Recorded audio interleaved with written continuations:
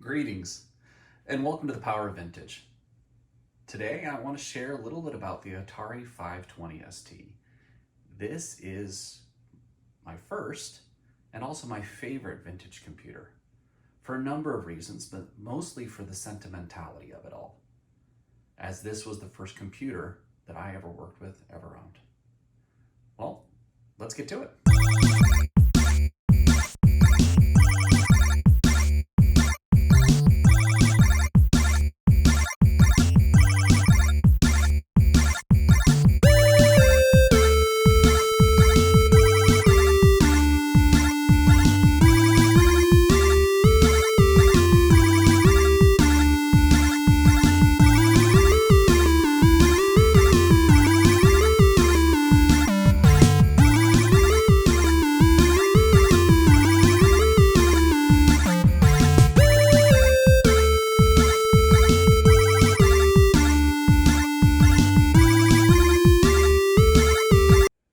Where do I begin with this computer?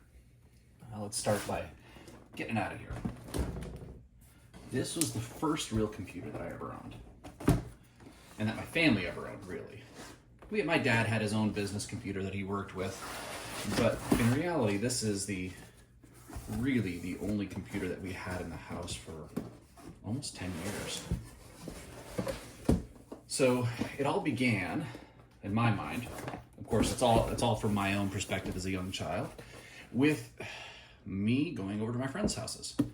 And when I was over at my friends' houses, we would play on their Atari 800 XL or Atari 800 that these two friends had, and I was mesmerized. I absolutely loved and adored playing on those computers. As you can see, here's the power supply. These are the things that are included in the box here. We have a number of other elements in here as well. We got our lovely mouse, as well as a few diskettes here. All right. Now, as I mentioned, this all began while going over to my friends' houses and playing on their 800 XLs, just being enraptured with the whole process of flipping discs over, using the various different computers and playing games and seeing the funness associated with that. So, that said, I begged, did what any kid of that age would do. I begged and pleaded, and over and over and over again, with my mom and my dad, for an Atari computer. Now, I didn't specify what kind of Atari computer. This was, 1986, 1985-ish time frame. So the Atari 800 XL was actually relatively recent, and the 800 obviously was a little bit older, but these friends of mine who had those computers. So after months and months and months of begging and pleading with my parents, both my mom and my dad, that we absolutely had to have an Atari computer. Our family had to have an Atari computer. There were so many awesome things that we could do if we had an Atari computer. Of course, this was obviously thinking of so many things that I could do and so many games I could play, but that was what was in my mind. After those many months, my dad came home from work one day and said, "Hey, let's go run some errands." Go and run some errands. I didn't have any thoughts through my head. We're just going running some errands at some various different stores and such. We ended up at a local computer store called Micromania. And as we walked in, this place had a floor of all sorts of computers. My heart started racing. I was like thinking, oh my goodness, we're getting an Atari 800 XL. I'm so excited. Well, we didn't. What we ended up with was something even better in my mind. It was this Atari 520 ST. Not this exact computer. This is something I picked up later on. Sadly, this is one of the things that I regretted after I returned from my freshman year in college and told my parents we didn't need that computer anymore, and I went out the door. But I've since repented of those ways and have acquired a number of Atari computers since then. But this Atari 520 ST is something that has meant a lot to me over a long period of time. So while we were at the store, something that was really interesting is I recall various little snippets of the conversation my dad had with the salesperson. he mentioned, I remember specifically the salesperson mentioning that this had so much RAM, so much memory, and you know, you never know what to do with it. And he was talking about, you know, hey, there's two options. You can get the 1 megabyte, or I can even remember, it's just more memory or less memory. And his point was, this one here, this 520 ST, I don't even know what you can do with all this RAM, all this memory. Obviously, people have figured out what to do with it. But that said, this is something that a simple thing I recall. Now, in addition to the 520 ST, which came with, as you can see here, a few different programs, a mouse, power supply, we also picked up this lovely guy here. This is a single-slotted floppy drive, the Atari SF354. And we'll just pull this side open, take a look at it on the inside here. We got the power supply on this side, in here, as well as the lovely Atari Gray, what we described here. This guy with the fantastic long button form. Beautiful little floppy drive here. I remember using this many days, many years actually, over a long period of time. I'll just scoot that over here. We had that there, and then we also, lastly, had to be able to see what we were doing. And my dad was not going to have us using a TV because the TV was for watching TV. And so we picked up an Atari ST 1224 monitor. This is a color monitor. Fantastic screen. Love it. Love it. Now, we also had a dot matrix printer, which was pretty cool. It was the Atari SMM 804 printer. It was really cool because it had a very similar styling as to what you see with the 520 ST, the Atari ST line. These kind of angled buttons. It actually almost looked like it screamed speed. It looked like it was fast. Now, was it fast? Heavens no. It was a dot matrix printer. That said, this was just, in my young 10-year-old mind, this was the coolest thing in the entire world. This was going to be so awesome. All right, now let's just take a look at this lovely Atari 520 ST. Let's start with a few things, right? So, keyboard layout. Something I think is really interesting with this Atari ST is that this keyboard layout actually looks quite familiar. Actually, it's not identical to what we have today. There's a lot of similarities. You have the traditional arrow key placement. It might have been placed a little lower on modern keyboards, but it's actually fairly similar in how it's laid out there. You have a numpad, you have the various different keystrokes here. If you actually compare it to a modern keyboard, it won't look tremendously different. Minor differences here and there, but in general, very similar. Now, the keyboard itself, it's a bit mushy. It has a rubber dome kind of a design here. Although, even though it's got the rubber dome, it's not a Mylar keyboard, and as such, it actually is really pretty robust. I've worked on probably dozens of these now. Various different 520 STs, 1040 ST, Fs, STFMs, STEs, many of these different computers, and they all have a very similar keyboard. The keyboard is very robust. I've not had one out of probably about 2 to 3 dozen that I've worked on that I haven't been able to get working.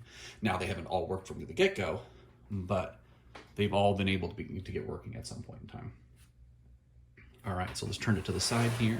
Let's take a look up here.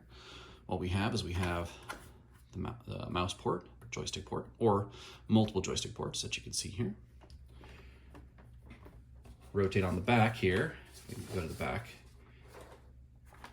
We have all the various different ports on the computer. You get your reset button, power switch, power input, your MIDIs in and out. This is kind of cool.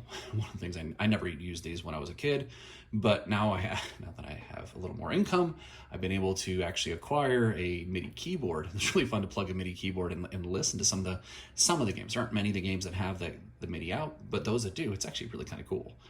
You have the monitor output, RF modulator. Some of them do have this, some of them don't. If it's an M version, it has it. If it doesn't, it doesn't. This is the monitor out. This is what I was used to. The traditional LPT printer port, you have your COM port, the RS-232. You have a floppy disk controller. These things are kind of, port rather. These pins are really kind of interesting. Those ports are hard to find matches for. You have the ASCI hard disk port here. It's actually kind of cool. On this side, you have a glorious cartridge port, which is used for virtually nothing. Historically, there are a few things that were used, especially dongles for various different software. You obviously have troubleshooting cartridges that you could stick in order to kind of run diagnostics associated with it. Nowadays, there actually are a couple of different things that you can put in here. For example, a net USB and network adapter, which is kind of fun. All right, well, let's kind of open this up briefly. Take a look inside. As I flip it over, this is a beautiful example. Some more of a later example of this 520 ST because it's an STM. Let's pull the keys here. These various different screws. There's only 3 or 6 screws that are actually keeping this thing closed. Now, what you'll see when you get inside this guy is that this is one that I've tinkered with a little, well, actually, not just a little bit, more than a little bit. As you can also see with these screws, there are screws for the front and screws to the back. They are a different length. Do not mix them up. If you mix them up, you end up with pain and damage to your case. You get these little dents, and sometimes you'll see these on these Ataris, where they have little dents on the bottom of the case, where someone has mixed up the screw lengths and put the long screws in the front and the short screws in the back. Now, that'll work that way, it'll hold it together, but you end up with damaged case.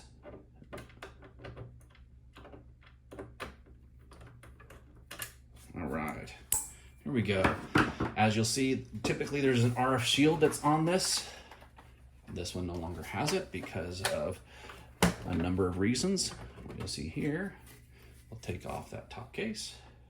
I'll set it off to the side nicely here. Pull out the keyboard, disconnect it, and you'll see a number of different changes on the inside. And what you see, you have down here, this is a, as you can see, 4 megabyte RAM improvement, upgrade. Remove the previous RAM, swap this in, solder to a few points, and boom, you got 4 megabytes of RAM. That's the cool thing, is that the computer was actually designed in order to be able to accept and address 4 megabytes right off the bat. Really kind of cool. This is the MMU, the glue chip. You have up here, this is the disk controller, DMA chip. You have your, this is the WD disk controller. This is the shifter chip over here. Along with this, this is an actual upgraded DAC that helps to clean up the signal output. Typically, if you plug this into a modern screen or even some older screens, you'll get some jail barring on the screen. The video out was not the best. Lastly, you have over here, we have a real-time clock mod as well as a TOS switcher. This allows me to switch between TOS 1.04 and 2.06, the more modern TOS.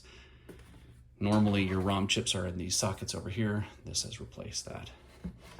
This is put in place in order to potentially put an accelerator in the future. So this is the lovely innards of the Atari ST. All right, let's button this back up and get back together, and then we can take a look at this thing running. Let's get that keyboard back in. Thank goodness it's keyed. That helps you to not make too many mistakes.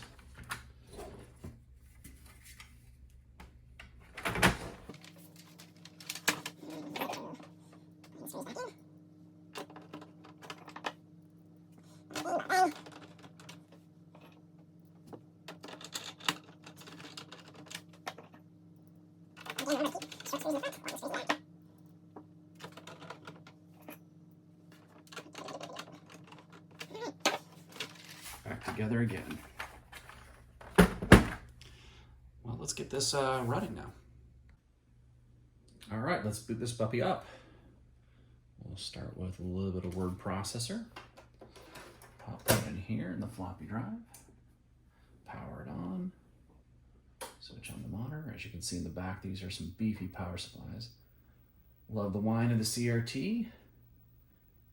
And let's power it on. The nice thing about these Atari STs is that their operating system is contained within ROMs, at least initially. And so these ROMs allow for really pretty instantaneous booting of these guys. All right, let's do this first. I want to change the screen resolution. I like medium screen resolution. I think it's a little more useful, especially when working with a word processor.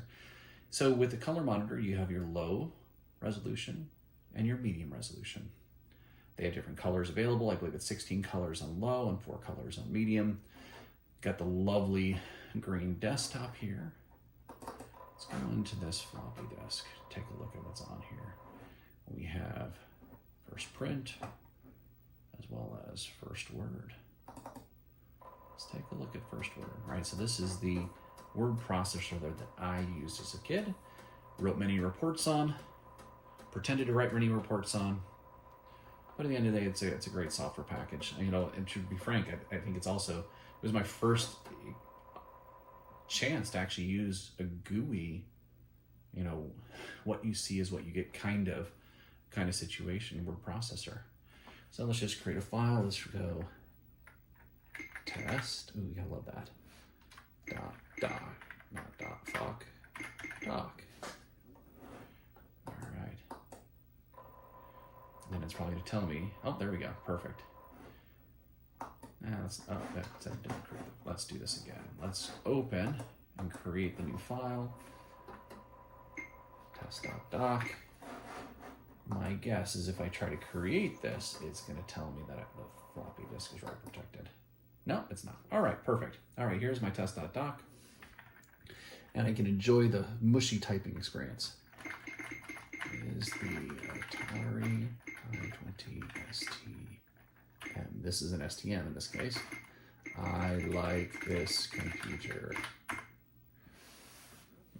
Works quite nicely, as you can see. You can turn off the beeping as for every keystroke, but it's also nice to kind of get that auditory feedback. All right, so let's jump to a game now. All right, I'll exit out of here. Completely exit out. You know, the fun thing about this and the whole desktop environment that you see here, when I got the first Atari ST that I picked up a number of years ago, my boys were relatively young. But the cool thing was, I have 4 boys. They're now teenagers, but when they were younger, they were used to using this kind of mouse and keyboard, a mouse to control a Windows type environment. They were able to navigate relatively quickly. I have some boys that still actually like to play on these Ataris and play some of these vintage old games. All right, so let's pick out the first game that I wanted to play when I was a young lad. This is Ultima 3 Exodus. Lovely game. My mom didn't like the image, so we didn't get this game. I now am an adult and I can get it myself. So I'll pop this in. Now there's a lot of different other ways in which you can actually run the software here. You don't have to run it from disks. I run from disks on occasion just for the nostalgia value of the whole thing. But there are hard drive emulators, there are floppy emulators. You can use a GoTech. I actually have a number of GoTechs. I have many hard drive emulators as well. But this is the nostalgia feel. And you wait a little bit for it to boot. These original Atari STs this single-sided floppy drive would hold about 360K. Most software originally came on that size floppy disk that is.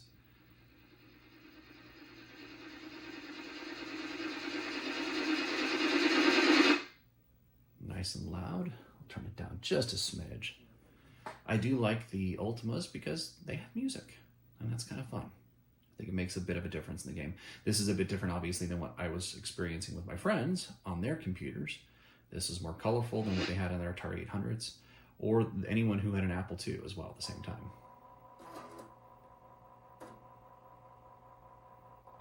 As time went on, most floppy drives ended up being the double-sided, double density. This would be 720K floppy drives. You know, and this specific intro is actually excellent to hear and listen to through the MIDI ports. It's actually kind of fun. It sounds substantially better than what you hear from the Yamaha chip that the Atari ST has. All right, so let's go to another one. We'll pull up another game here because games are super fun. Let's move to, in my mind, this is the first killer app. It was a killer app that I didn't even realize was a killer app when I was a kid. This is the game called Dungeon Master. Loved it. Absolutely loved this game. Here we go, Dungeon Master here. I spent untold hours playing this game, watching my friends play this game, playing it myself, trying to max min the characters that I had here.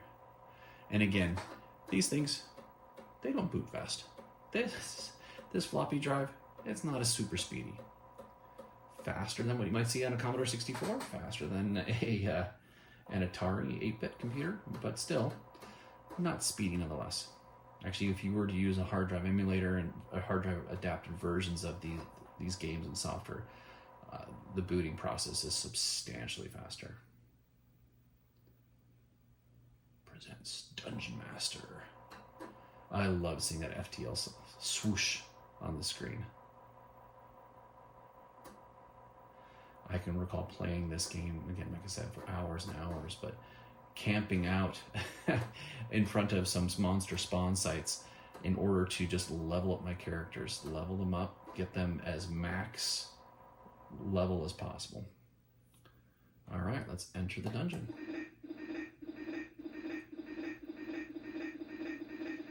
And we load again.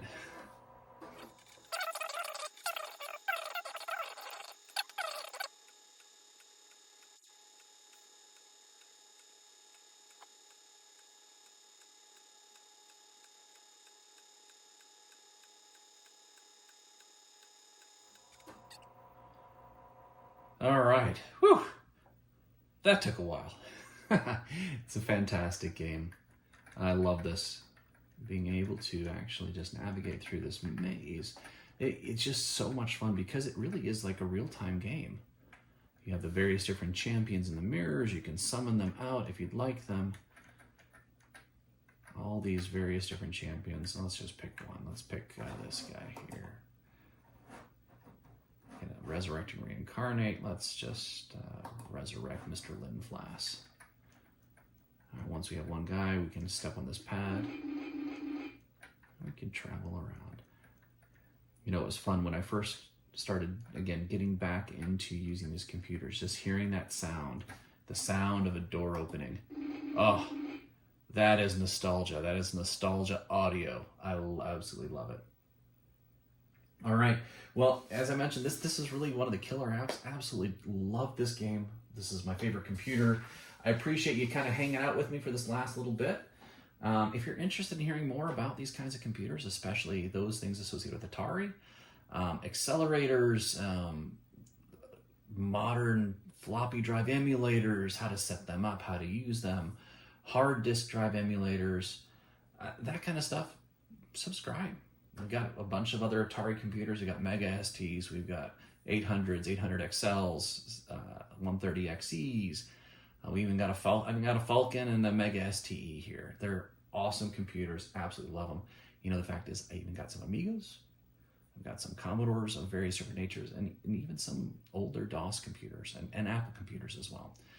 I'll just spend some time going over these. Subscribe if you want to hear more about these kinds of things. All right, thanks. Have a fantastic day and hope you drop in again. All right, bye-bye.